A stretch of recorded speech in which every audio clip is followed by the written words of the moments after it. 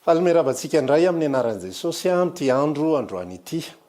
Tonga indray tsika amin'ny fotoana ahafahana mifampizara vidéo tahaka izao raha mbola tsy hitanao ny teo aloha, manasa anao izay hiditra ao amin'ny pejy Pasteur Tovo dia manaova j'aime dia afaka mijery ny vidéo rehetrarehetra ihany koa ianao izay efa vita tany aloha. Androany tsika vidéo fahenina.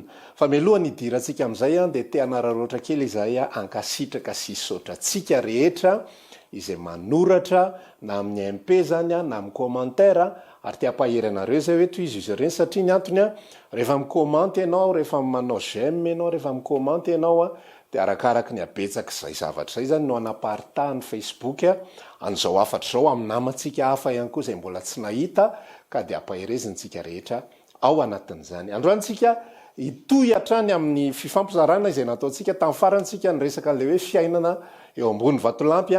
Androantsika hiditra loha hevitra hafa indray mitondra lohateny hoe fiovantoetra. Daoary. Tamin'ny farantsika dia niresaka hoe toetra anankiroa avy hatrany no mipetraka ao anatin'ny olona izay nateraka indray. Ny toetra voalohany dia ny fiovana antom-pisina. Zany hoe lasa tsy velona ho an'ny tenany intsony ny olona io isika fa velona ho an'ny Kristy ary Kristy no ivon'ny fiainany. Ny toetra faharoa dia ny faniriana sy ny etaeta an'Andriamanitra ao anatin'ny fony. Me mandrositsika ao anatin'ilay satria me misy vokatra amin'izay manomboka eo ny fiarahana amin'i Jesosy Kristy Tompo. Raha anao tsikelikely sy araky ny tokony ho izy zavatra izay fampizarantsika dia fa tokony hisy vokatra tsara ao anatin'ny fiainanao. Ny testamenta vaovao tsy resaka ataovy izao sy aza manao an'izao fa resaka Andriamanitra manao zavatra ao anatintsika. Ny testamenta taloha zany dia tsy te halala ninina mihitsy fa tonga dia tia ataovy. Rehefa manao an'io ianao dia mahazo valosoa. Zay le tenin'Andriamanitra raha miaino sy mankatozy andidiko anao an'io ianao ho azonao ny fitahiny. Rehefa tsy miaino ianao izay ambarako rehetrarehetra, tsisy akanavaka, tsisy hoe tiany tiako dia tiany tsy tiako, tia mety amiko, tiany tsy mety amiko, fa rehefa tsy manao ianao dia ho tonga aminao ny ozina. Fa zay zavatra zay nefa ny lalàna nefa tsy adapte amin'le tenan'olombelona satria arakaraka ny nanomezana lalàna dia vao mainka ihany koa nisy ny tsy fankataovan-dalàna. Osy Paoly, na dia fantatro ihany ary zavatra tsara, Romanina 7, tsy ny tsara zay tiako no ataoko fa ny ratsy zay tsy tiako no ataoko. Ary raha ny ratsy zay tsy tiako no ataoko tsy zany manao azy fa ny ota zay mitoetra atao anaty. Inona ny dika zany na manana bonne résolution ary tsika. Na ohatra raha ka tiatsika hoe zany dia hanao an'ity, zany dia hanao an'roa, za manomboka izao tena mba hanao an'izao amin'izay, za manomboka izao te hiala amin'ity toetra ratsiko ity, mety ny renim-pianakaviana za manomboka izao tsy te himemenina intsony fa tena mba atiako amin'izay, mba milamina amin'izay ny fiainako manomboka izao. Nofa mandratsy mahay manao ny sitrapon'Andriamanitra. Zay no nahatonga an'io, zay no nampatonga an'Andriamanitra nanome ny zanany. Satria ozy ny tenin'Andriamanitra milaza zay tsy hainy lalàna satria ny nofony nalemy azy. Tsy ny lalàna ny ratsy, lalàna dia tsara fa tsy adapte tamin'ity nofo ity. Fa niodinan'ny olombelona. Niodinan'ny olombelona fotsiny io lalàna io. Dia nataon'Andriamanitra zay tsy hainy lalàna ozy izy dia nataon'Andriamanitra tamin'ny nandefasan'ny zanany naka ny endriky ny nofo ota hamonjy atsika izay ao ambany fanandevozan'ny ota. Dia androantsika ifampiresaka hoe ahoana no ivoaran'ny toetratsika, ahoana no ivoarantsika ao anatin'ny fanompona an'Andriamanitra. Ny zavatra mila fantatrao dia izao, ny testamenta vaovao rehetra dia manana ivo, ary zay no mampatonga ny fiainantsika miova ny ivo, zany hoe miova ny centre. Ny testamenta vaovao rehetra, na hatramin'ny testamenta taloha fa manaraka tsika ifampiresaka an'izay dia manana ivo. Ny ivony izay ambarao dia ozy isy Paoly milaza hoe tsy ny tenanay no toroinay fa Kristy Jesosy Tompo. Ny ivony resaka ao anatin'ny fanompona an'Andriamanitra zany dia tsy ianao, tsy za, tsy zay ataoko sy zay zavatra momba anao an'izao sy anao an'izao sy ezaka zao sy ezaka zao, fa ny ivony resaka dia Jesosy Kristy irery ihany. Zao ny fanambaran'ny tenin'Andriamanitra any amin'ny bokin'ny Hebreo. Mijery an'i Jesosy, Hebreo 12, mijery an'i Jesosy ozy izy tompony finoantsika sy mpanefany zany mba fandraozy izy ho reraka, ho ketraka ny fonareo ka ho reraka ianareo. Ny vahaolana tokana zany mijery an'i Jesosy tompony finoantsika. Misy zavatra tsy mety be dia be ny anatiko any fa mijery an'i Jesosy tompony finoantsika. Ao amin'ny boky Genesis toko 17 misy tantara anankiray ohatran'izao mba zaraiko aminao. Rehefa nisy fotoana Jakoba nakany amin'ny dadatoany Labana ny anarany, de niasa tao amin'ny Labana izy. Rehefa niasa tao amin'ny Labana izy de niasa 14 taona izy de nanapa-kevitra am'izay aloha za mba hitady ny karamako, de mijanona ato trano izy Labana fa aloako manakaramanao toy izay manakarama olo-kafa, ay zao ary ny karamako izy Jakoba. Zay ondry rehetrarehetra mara am'reto ondry reto de zay ny karamako, am'reto biby fiompy reto. Isorana n'Andriamanitra be dehibe mihitsy fa ondry ny fanoharana. Fa zay fotsy be ozy izy de anao daholy. Inona ny afetseny Labana? Nalainy daholy zay maramara rehetrarehetra tao anatin'le ondry ny alina iny, de ny fotsy sisa najanony tao. Inona ny dika zany? Tsisy karama ho an'i Jakoba tsony fa ondry fotsy daholy. Notoloran'Andriamanitra hevitra Jakoba. De inona nataony? Hoentin'le ondry mandeha misotro rano. Rehefa hoentiny mandeha misotro rano le ondry de nanamboatra hazo izy. Hazo popola.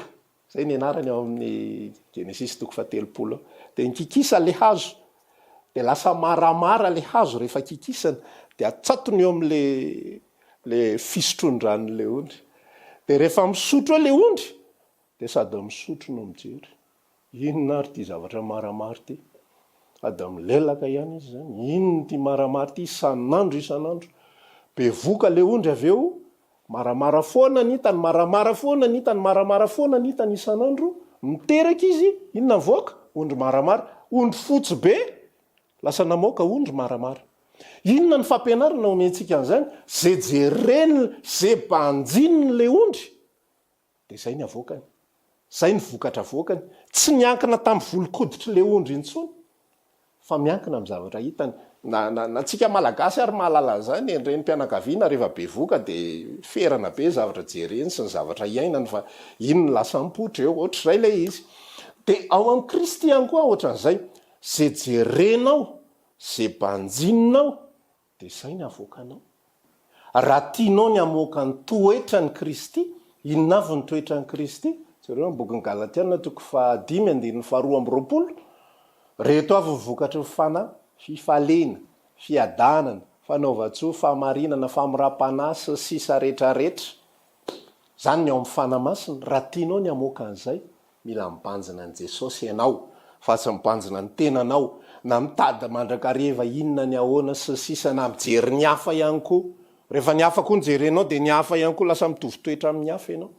Fa raha te hamoaka ianao ny toetra n'Andriamanitra, mandalo fahateram-baovao aloha, nofa mandratsy mahay manao ny sitrapon'Andriamanitra, fahateram-baovao aloha ateraka indray. Raha tsy hitanao zany mijereva le video atsika sy ny tany aloha rehetrarehetra hoe inona ny fanazavana milaza an'izany. Vitsy zay zavatra zay, mijery an' Jesosy am'izay mba hamoaka ny voan' Jesosy. Sarotra be ny mitiny hafa.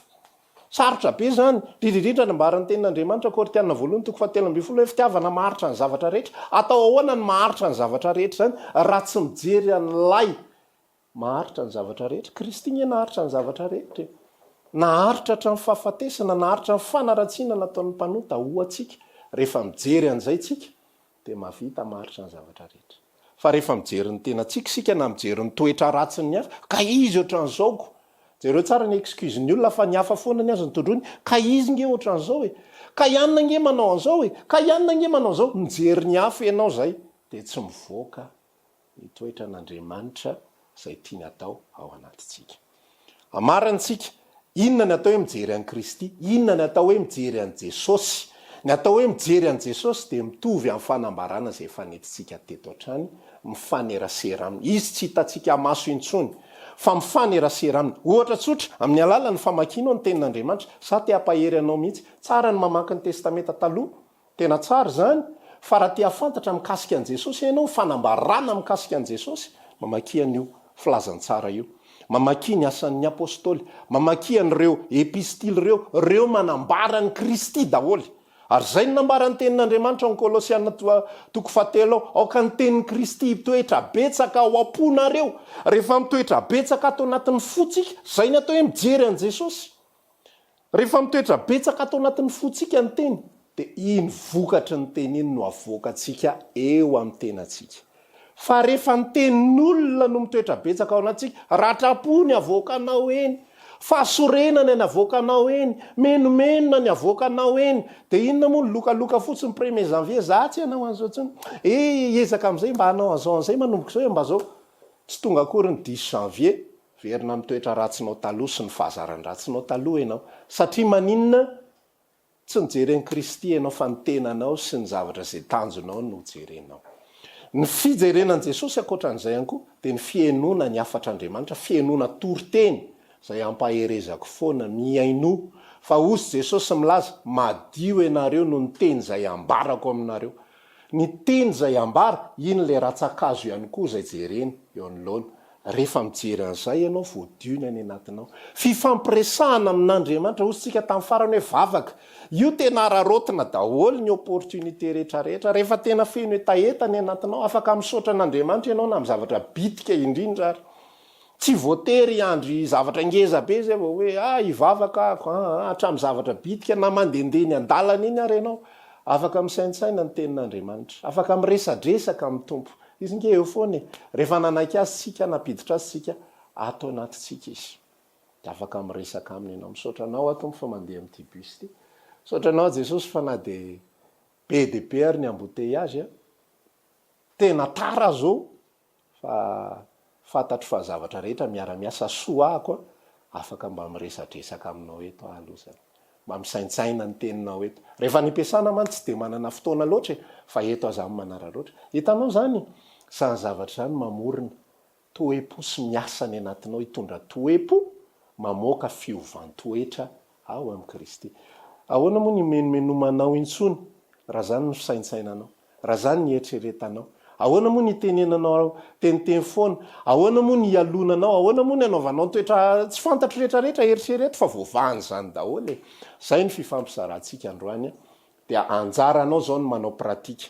Ositsika hoe le manorina ny trano eo ambony vatolampy iny miaina le tenin'Andriamanitra, fa le manorina ny trano ambony fasika enona fotsiny de faly fotsiny ay tsara izany mafinaritra izany inona manaraka tsy nitondra nininy zany fa le ambony vatolampy miaino de miaina misy fetraikany ao anatin'ny fiainany ny zavatra zay enony. Zay ny afatritsika de amarany etsika raha manana fanontaniana ianao de afaka manoratra eto amin'ity envoyer message ty de ho valiana izany. Isaky ny alahady amin'ny 12 fivoahan'ny video atsika dia mirary soanao amin'ny manaraka toy izao indray. Veloma tompoko.